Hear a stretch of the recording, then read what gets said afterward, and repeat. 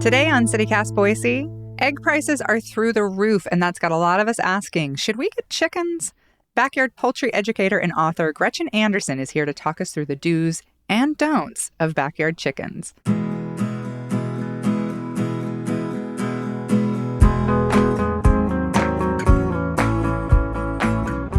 It's Wednesday, February 22nd. I'm Emma Arnold, and this is what Boise's talking about.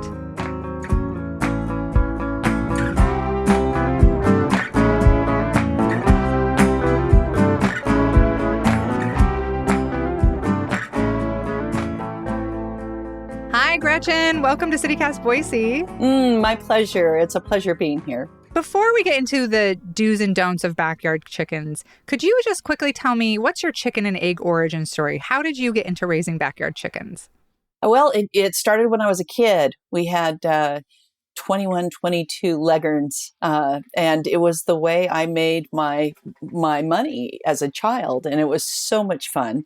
And then fast forward to living here in the Treasure Valley, I always wanted backyard chickens, and I stumbled upon a story out of the New Yorker in 2009 about people who are fighting for their right to have chickens in their backyard. And that fascinated me. And so I ended up really researching it and writing a book on it. A book? Yeah, you wrote the book on backyard chickens, literally. And you teach classes, am I right? Like you teach a bunch of classes? I do. I teach workshops. I've done them from New York to over to Oregon, so across the country and right here in Idaho. And that book came out in 2011, but it still has legs and I'm still teaching classes. So what do your neighbors think about you being the chicken lady? Oh, good question. You know, I am so fortunate. We have 6 neighbors that are along our fence, and every single one of them is supportive of what I do. And of course, I slip them eggs quite often, so that helps as well. Yeah, that does help. I'm a beekeeper, and that's how I've always kept my neighbors. I always bring a jar of honey, and everybody seems to be fine with it. As long as they get some of the rewards, they don't mind, having some stinging insects around. Well, backyard chickens are so crazy popular right now. The trend even has a name, inflation chickens. Oh, wow. Yeah, did you not know that? I didn't know that. It's like a whole thing right now, these inflation chickens. What's it like to be an educator on this topic right now? Like, are you crazy busy? Are you like squashing bad info? What's going on? Oh, yes, absolutely. In fact, I had someone call me the other night and say, I heard a conspiracy theory that Purina put something in their food to keep chickens from not laying, your backyard chickens from not laying. So you have to go buy that too. Did you hear that? Yeah, oh I saw it gosh. on TikTok. Yeah.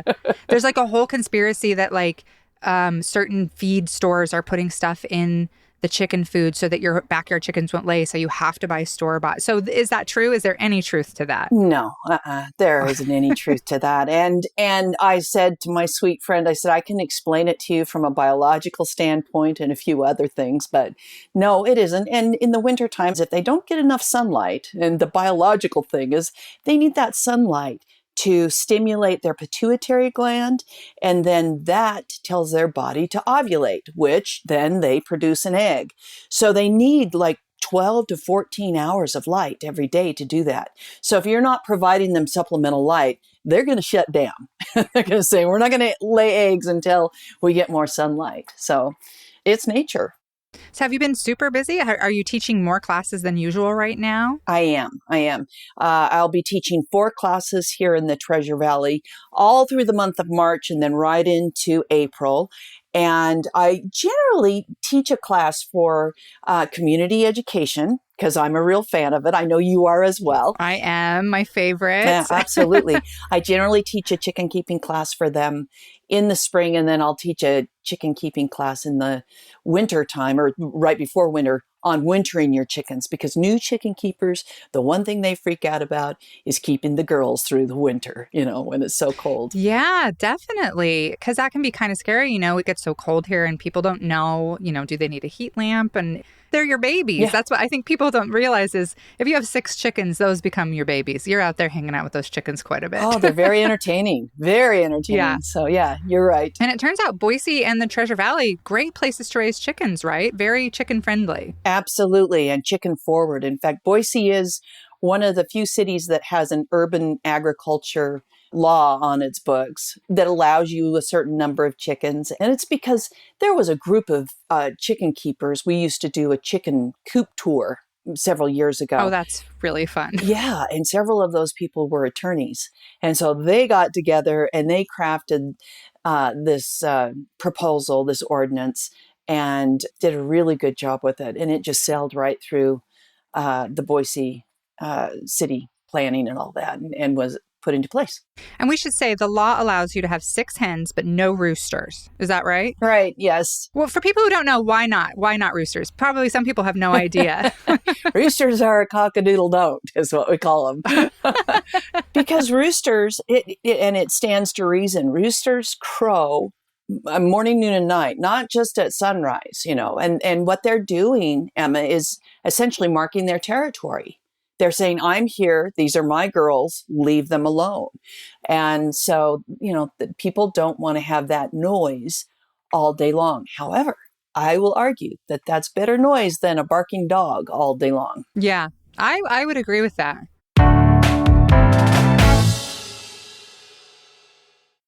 So for people who are listening, thinking, oh, I want chickens, getting chickens is not necessarily something people should get into because they think it'll be easy or that it will save them money. Is that true? It can be true, right. I do a little bit of work for D&B Supply, and they do chick days. And so you can go buy your chicks at any of your local D&Bs.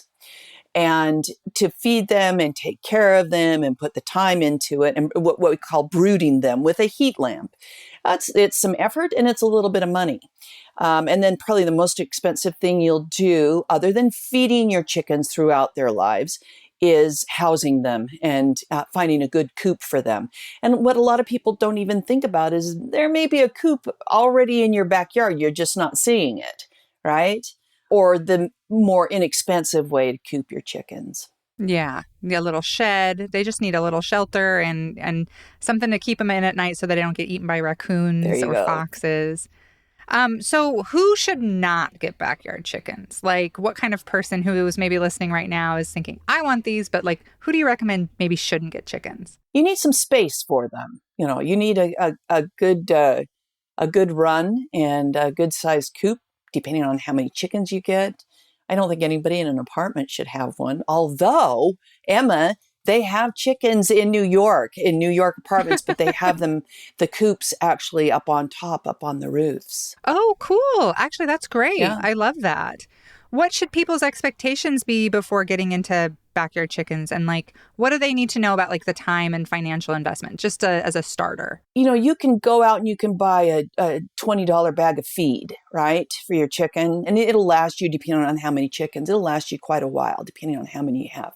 But if you free range your girls, if they are allowed to go through your backyard and eat bugs and greenery and foliage and that sort of thing, you're not going to spend as much on feed. So it all depends on what your situation is. How much does it cost to get started with just a few chickens for someone? And if they need like a smaller run, what's like the initial investment? I would say you can plan on about $200 to begin with. And that's with chicks, and that's brooding them and then having a small place for them. But I think you could even get by with $200 worth of supplies to put a coop together. It's not that difficult. It needs to be a box that keeps them out of the wind. It keeps them secure from those raccoons. And in our climate, Emma, you need to have a 2x4 for a roost. You can't just put them on a dowel or something you got out of your yard, a branch or something like that, because the girls need to be able to splay out their toes and bring their breast feathers down over their toes so that they don't get frostbite in the winter. That does happen here in Idaho. How many eggs can people expect a week? Like, let's say you have 3 chickens. How many eggs could you expect? Well, a healthy chicken in her first 3 years will lay an egg every 24 to 26 hours during peak season where they have enough light. So you can expect from one hen, and a good laying hen, because there are some that aren't as good as others, I would say 5 to 6 eggs a week from young hens. And how long do they live? How long do the chickens? Super good question. Chickens can live to be about 15 years old. So I think you have to have an end game. Yeah. What are you going to do with that old chicken, right? Yeah. Well, I mean, I grew up on a farm, so I know it happens to older chickens, but maybe for people who are not familiar, what happens to a chicken usually when they get too old to lay? Some people keep them as pets, which is totally fine. Absolutely. That seems to be the case. I think the oldest hen I've ever had was like 7 years old, and she was still laying eggs every once in a while. It's not that they completely stop; they just don't lay as regularly. And in many different cuisines, there have been dishes that have been developed using old hens. so, so it's all up to Yeah. you.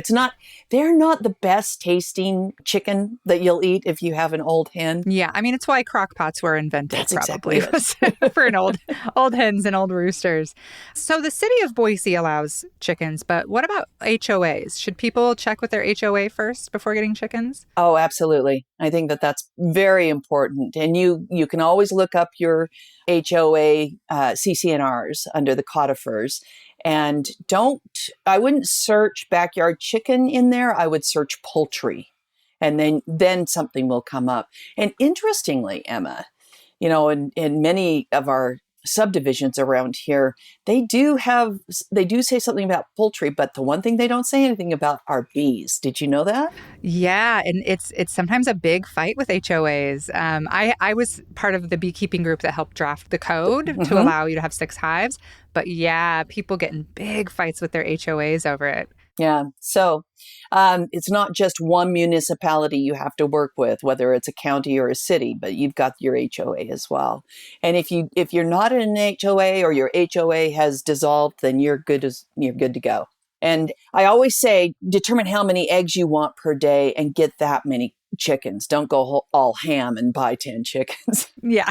Yeah. Especially if you're brand new to it, because they're more work than you think. Yes. What breeds are the best, in your opinion, for egg laying? Because people don't realize there's a lot of kinds of chickens. Aren't there? Yeah. 300 different types, different breeds of chickens, more than 300, actually. The two best egg laying breeds, if you want, are the Rhode Island Reds. Those are the red chickens, and they lay the brown eggs that you see in the market. And then the others are the Leghorns, and they lay the white eggs that you see in the markets.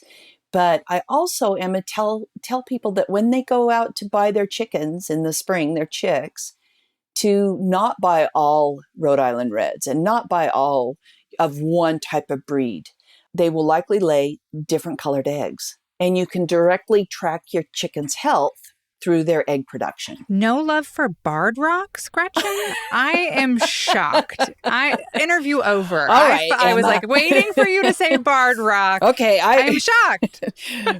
Barred Plymouth Rock, they are great chickens. I will say they are. But if you want an egg machine, it's one of those two that I mentioned. But the barred rocks, I do like the barred rocks. I love how passionate you are about chickens. What's your favorite thing about keeping backyard chickens? Right now, my girls in the backyard, they're the Supremes. And I have, I have Katanji brown chicken, and I have Elena cage-free chicken, and I have Ruth Bader Ginsburg. And they are such sweet girls. And I think they're pretty smart. Most of the time, they're pretty smart. I am pretty passionate about them. They also are very entertaining. So it's nice to be out in the backyard gardening. I'm a master gardener, and I spend a lot of time out there, and they're great company. The last time I had chickens, like you were talking about them free ranging, we ended up having to coop them because they thought they were family. They thought they were people. So they would come and stand on my patio and watch us in the kitchen, like look in the window, and then of course poop all over the patio. And I'd be like, you have a whole yard. You have a whole yard. And they're like, we want to come inside. So they're very entertaining, very funny little things. So when is your next class? If listeners want to learn more from you, which if you're getting chickens, please take this class because I feel like you would learn so much and there's a lot to know. Yes. And we try to make it educational as well as entertaining. My first class coming up is Saturday, March 4th at the Meridian Library. And it's at 12:30 p.m. And that's a free class. And then I'm teaching with community ed, and that's March 13th, then March 25th at Lake Hazel Library, and then April 4th at the Garden City Library. So all over the valley. Oh, fun. Well, Gretchen, thank you so much for coming on, and I will see you at Chick Days, fingers crossed. Oh, yay, Emma. And before you head out, we have another Boise pro tip to share. Whether you're new to town or game to try skiing after many years of looking up at Bogus Basin, mark your calendars for this Friday. That's when the mountain's best deals will come out for next season. For newbies, adults can get an unrestricted season pass for $519, hundreds of dollars less than what you'll get at other resorts. The Bogus Basin deals run for about a week, starting Friday.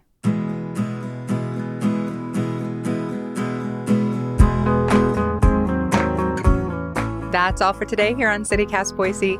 If you enjoyed the show, why not tell a friend? Leave us a review and subscribe to our Hey Boise newsletter. We'll be back tomorrow morning with more local stories from around the city. Bye!